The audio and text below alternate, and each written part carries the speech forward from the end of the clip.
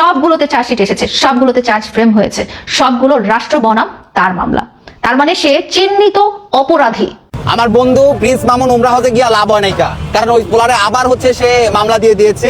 হজ শেষ করার পরে যখন এয়ারপোর্টে আসবে, আমার বুকের ধন কি আমার বুকে আসে না জেলখানায় যায় জানি না। ভিতরে জন্মগত অপরাধ করার প্রবণতা আছে, সে ওই জগৎ থেকে আসলে একেবারে আসতে পারে না, সরে আসতে পারে না। দর্শক, এবার কিন্তু প্রিন্স মামুন আর কোনোভাবেই রক্ষা পাবে না। সৌদি আরবে যাক বা বিদেশে যাক, সেখান থেকেই কিন্তু তাকে গ্রেপ্তার করা হবে। কারণ প্রিন্স মামুনের বিরুদ্ধে লায়লা এমন ভাবে অ্যাকশন নিয়েছে, এমন ভাবে আদালত থেকে রায় এসেছে, সে আদালতের আইনকে অপমাননা করে সৌদি আরবে গেছে। দর্শক, এই বিষয়গুলো নিয়ে যখন বেশি ঘোরাটে হচ্ছে, তখন প্রিন্স মামুনের মা আসলে লাইভে এসে কি বললো, প্রিন্স মামুনের বন্ধু বিডি ইমরান কি বললো, সেই সমস্ত কিছু কিন্তু আপনারা দেখতে পাবেন আজকের এই একটি ভিডিও থেকে। ভিডিওটি শুরুতেই কিন্তু আপনাদেরকে অনেকগুলো ইন্ট্রো ভিডিও দেখানো হচ্ছে, অনেকগুলো ভিডিওর ছোট ছোট ক্লিপ দেখানো হয়েছে। দর্শক, সেই ভিডিওগুলোর বিস্তারিত অংশগুলো এখন আপনারা দেখতে পারবেন।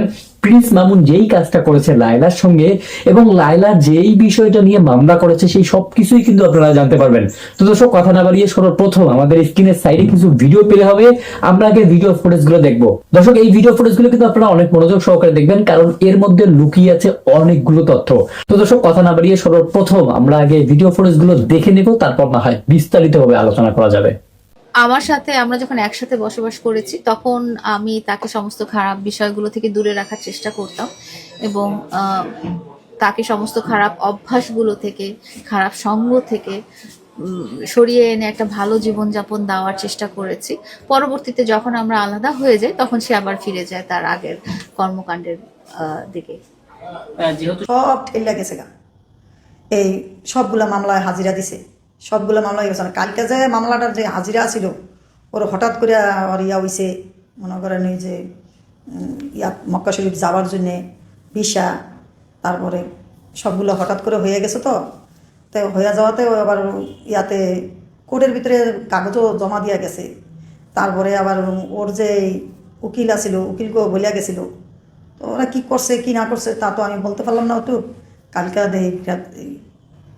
দেখলাম যে ওর নামে আবার বাড়ি করছে, চার্জশিট নাকি গ্রেপ্তার কয়, কোনটা কয়, ওইটা আবার করছে। আর মা বাবার দোয়া যদি থাকে, যত জনগণ ভাই বোন যারা আছে ওর, সবাই যদি ওর পাশে থাকে, তো ওরে কিছুই করতে পারবো না। সবাই আগে যাই ভুল করছে, যাই কিছু করছে, ও তো ছোটো মানুষ, বুঝতে পারে নাই। এখন তো বুঝইছে, এখন আস্তে আস্তে মামুন অনেক ভালো হয়ে গেছে, অনেক কিছু বোঝে। তখন বোঝার ভুলে অনেক কিছু করে লায়। অবস্থা থাকলে মানুষে কি থাকে, বোঝে না কিছুই, বুঝ হইলে আস্তে আস্তে বোঝে। এখন অনেক কিছু বুঝছে আর জানে। এখন সবাই যদি, সব আমার ছেলে মেয়েরা যারা আছে, সবাই যদি একটু সাপোর্ট করে, সবাই যদি ওরা একটু ভালোবাসে, দেখি আলহামদুলিল্লাহ আল্লাহ আমাকে কী করে, সব আল্লাহর উপরে সফর করে ফেলায় তুইছি। আল্লাহ যা করে করবই, জানি না আল্লাহ কি করে। তখন তো মায়ের কান্না আল্লাহ পাকে দরবারও অবশ্যই কবুল হয়েছে।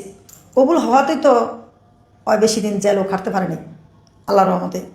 তোমরা সবাই পাশে ছিলা দেখিয়া, আর মায়ের সবাই আদর ভালোবাসা দিছো দেখিয়া মামুন অতি শিগগিরই বাড়ি হয়ে গেছে গা। এখনও যদি সবাই আদর ভালোবাসাটা দেয়, সবাই যদি মামুনের পাশে থাকে, সবাই যদি মামুনের লিগে একটু সাপোর্ট করে, তাই ইনশাল্লাহ মামুন। না, প্রথম কথা হচ্ছে মামলা বিষয়ক যদি আপনি বলেন, হ্যাঁ, প্রথম কথা, যারা অডিয়েন্স যারা মনে করে যে বললেই মানুষের বিরুদ্ধে মামলা হয়ে যায়, এটা সম্পূর্ণ ভুল কথা। এবং তার বিরুদ্ধে যতগুলো মামলা আছে সব রাষ্ট্রের মামলা। আমার আইনজীবী কালকে পরিষ্কার করেছে, এখানে রাষ্ট্র বনাম তার মামলা, এখানে লায়লা বনাম তার মামলা না। এখানে মামলা আমি দেইনি, এখানে মামলা রাষ্ট্র দিয়েছে। এখানে আমার সাথে ঘটে যাওয়া অন্যায় আমি অভিযোগ আকারে রাষ্ট্রের কাছে যখন পেশ করেছি, রাষ্ট্র সেটা যাচাই বাছাই এবং প্রমাণ পাওয়ার পরে রাষ্ট্র তাকে মামলা দিয়েছে, এবং এই মামলাটা রাষ্ট্রের মামলা, এটা আমার ব্যক্তিগত মামলা না। ঠিক আছে, আমি অভিযোগকারী, কিন্তু তার এগেনস্টে যতগুলো মামলা আছে সবগুলো প্রমাণিত, সবগুলোতে চার্জশিট এসেছে, সবগুলোতে চার্জ ফ্রেম হয়েছে, সবগুলো রাষ্ট্র বনাম তার মামলা। তার মানে সে চিহ্নিত অপরাধী, চিহ্নিত প্রমাণিত অপরাধী, ঠিক আছে, রাষ্ট্রের কাছে। সে আমার কাছে দোষী, আমি অভিযোগ করেছি, কিন্তু সে রাষ্ট্রের কাছে সে দোষী, সে রাষ্ট্রের কাছে সে অপরাধী। তো এখানে লোকজন একটা জিনিস ভুল করে, বলে লায়লা আরেকটা মামলা দিবে। লায়লা মামলা দেয়নি। লায়লার সাথে ঘটে যাওয়া যে অপরাধ হয়েছে, যে অন্যায় হয়েছে, সেটা রাষ্ট্রের কাছে পেশ করেছে যে আমার সাথে এই অন্যায়টা হয়েছে, আমি ন্যায় বিচার চাই। রাষ্ট্র সেটা যখন প্রমাণ পেয়েছে তখনই মামলাগুলো হয়েছে। তো এটা কেউ ইচ্ছা করলে, আপনি আজকে ইচ্ছা করলেই যে একটা রাষ্ট্রীয় মামলা দিতে পারবেন না, তার নিজের নামে লিখে দেওয়ার ব্যাপার। আমার কথা ছিল যে কেন বাড়ি আলাদা করে কারো নামে লিখে দিতে হবে?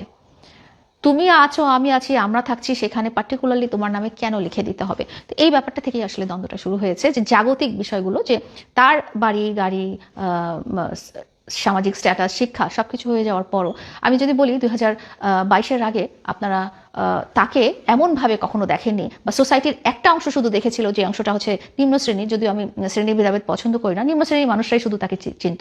গুলশান বাড়িধারার লোকজন তাকে আলাদা করে কেউ কখনোই চিনত না। বাট এখন কিন্তু সে ওই সোসাইটিতেই বিলং করে, গুলশান বাড়িধারা সোসাইটিতে, এলিট সোসাইটিতে বিলং করে। সেই এলিট সোসাইটিতে আসার সিঁড়িটাই সে আমাকে ইউজ করেছে, আমাকে ব্যবহার করেছে, এবং আমাকে ব্যবহার করে সে এখন এলিট সোসাইটিতে একটা স্ট্যাবলিশমেন্ট নিয়েছে। আমি যদি বলতে চাই যে সে যদি এমনভাবে চিন্তা করে যে সে বিদেশে যে সেখানে আমার বন্ধু প্রিন্স মামুন উমরা হজে গিয়া লাভ হয় নাইকা, কারণ ওই পোলারে আবার হচ্ছে সে মামলা দিয়ে দিয়েছে। এখন তো আমি তাকে লায়লাকে সাদা পরি বলি, কারণ হচ্ছে উনি যে গেট আপ নিয়ে বের হয়েছে, আমি এটা অ্যাপ্রিসিয়েট জানাই। যদি এরকম লায়লা সবসময় থাকে তাহলে তো আলহামদুলিল্লাহ। কিন্তু আবার নতুন করে যে আমার বন্ধুরা মামলা দিল, এটা বোন তুমি ভালোই ঠিক কাজ করো নাইকা। আল্লাহ পাপীদের ছাড় দেয়, ছেড়ে দেয় না। হঠাৎ যদি আল্লাহ এরকম কাজ না করো, তুমি কালকে চলে যাও, কিন্তু মানুষ বা একজনের কাছে তুমি সারা জীবন খারাপ থাকবা। সেটা হচ্ছে আমার বন্ধু প্রিন্স মামুনের।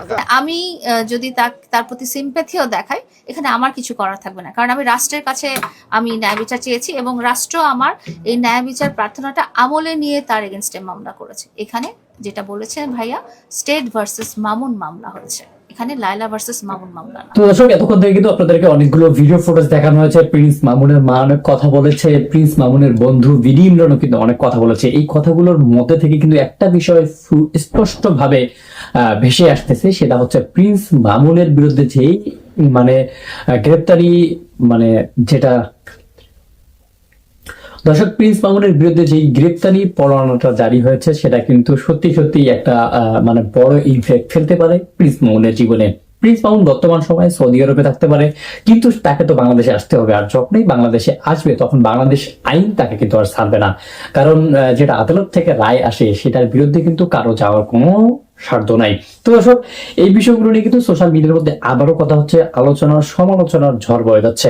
অন্যদিকে প্রিন্স মামুন আসলে বিদেশে বসে থেকে কি করছে, সেটা কিন্তু সোশ্যাল মিডিয়াতে সবাই দেখতেছে, সবাই কিন্তু সেগুলো নিয়ে কথা বলতেছে। কিন্তু দর্শক, এই সবকিছু মিলে আপনাদের মতামত কি? অবশ্যই কিন্তু আপনাদের মতামতটি জানিয়ে যাবেন আমাদের কমেন্ট বক্সে, কারণ আপনাদের মতামতগুলো আমাদের কাছে অনেক গুরুত্বপূর্ণ। তো দর্শক, ভিডিওটি শেষ করছি এখন। এই ভিডিওটি শেষ করার আগে বরাবরের মতো ছোট্ট একটা রিকোয়েস্ট থাকবে, আপনি যদি আমাদের ভিডিওগুলো দেখে থাকেন কিন্তু চ্যানেলটিকে সাবস্ক্রাইব করেননি, আপনাদের উদারত রিকোয়েস্ট করবো অবশ্যই আমাদের চ্যানেলটিকে সাবস্ক্রাইব করে রাখবেন, পাশে আসা বেল আইকনটি অন করে রাখবেন নতুন নতুন আপডেট ভিডিওগুলো সবার আগে পাওয়ার জন্য। তো দর্শক, সবাই ভালো থাকবেন, সুস্থ থাকবেন। নতুন ভিডিও দেখার আমন্ত্রণ জানিয়ে শেষ করছি। আল্লাহ হাফেজ।